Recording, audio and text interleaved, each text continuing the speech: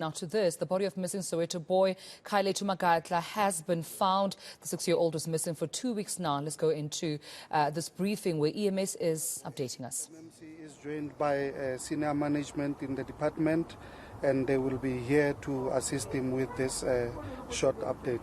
MMC. Thank you very much. Today, at plus minus 12:30, I received a call from the young lady here, who is an incident commander. Everything that happened, she has been in control of it. And that says to me, we have found the young Kaya here. The issue is our officers have been working for 20 days.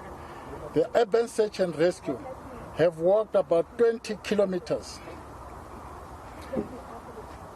They have worked for 20 kilometers searching for the child. And during that time, they covered about 30 manholes to this area.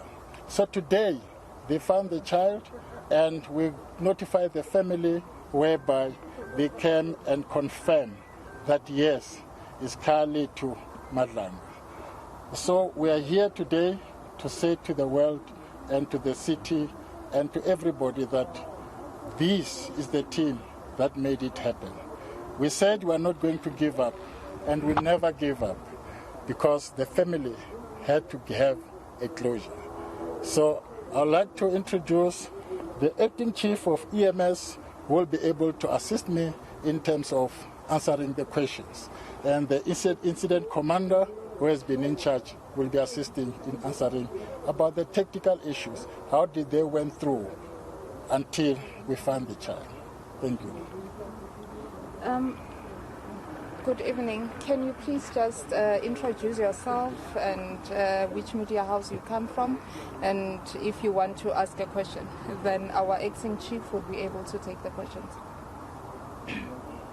Thank you so much. My name is Govin Whitmus from eNCA. Could we just get some details, please, ma'am, around exactly how this boy's body was found, and then why did it take 20 days? Just your name, please, before you start. Okay. Good afternoon. My name is Nomam Jali. As I've been introduced, I'm the acting chief of City of Johannesburg Emergency Services. The body of the child was recovered today at around 12:23. It was recovered by our highly skilled urban search and rescue technicians, who have been working with us from day one, from the 13th actually of June to date, to actually try and search for the missing boy.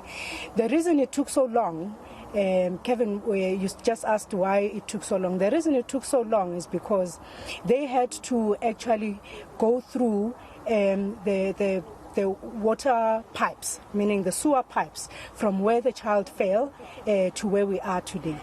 And also, one other thing that was actually a challenge is that when they got here at the Johannesburg wastewater treatment plant, they discovered that there were a lot of challenges. The water levels were at a very dangerous level, and they could not actually go in as technicians. They had to work with Joburg Water to try and actually take out the water so that it reaches levels where it was going to be safe for the technicians to go in. So for the last couple of days, they've been working tirelessly trying to reduce the water levels so that they could go in. So they went in a couple of times in different entrances and different manholes.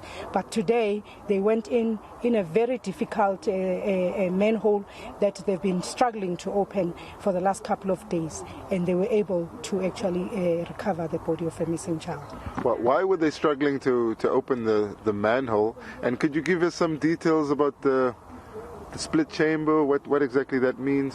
Okay, I'll hand over to the incident commander, who has the details in terms of the technicality pertaining to this incident. Okay, thank you. My name is Yolanda Msibi, and I was the incident command for this research, for this recovery.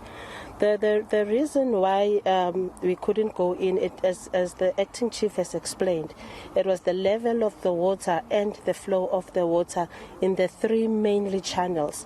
Remember, this is the line that all the sewer from the south of Soweto goes in. So we were in the main line of that sewer water, meaning the flow and the levels of water was too high.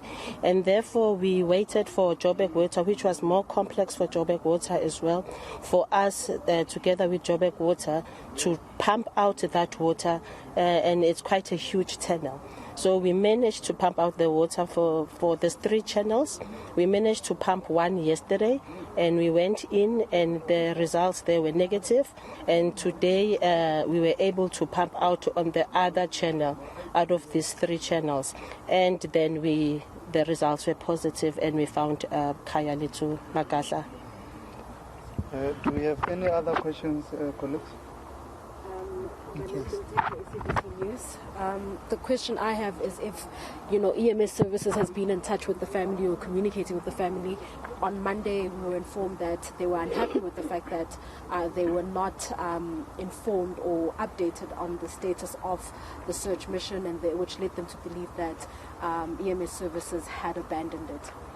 Yes, the EMS never abandoned the search and rescue. What they did is they downscaled because we're waiting for Joburg Water to deal with this issue so that the level of water must be reduced. But we never did abandon. I was there. Day before yesterday, I spoken to the family, and I reassured them, because they said they see it in the news, that we have abandoned the search and rescue. We never did abandon the search and rescue. MMC, the family was here a little earlier. We understand that they positively identified the body.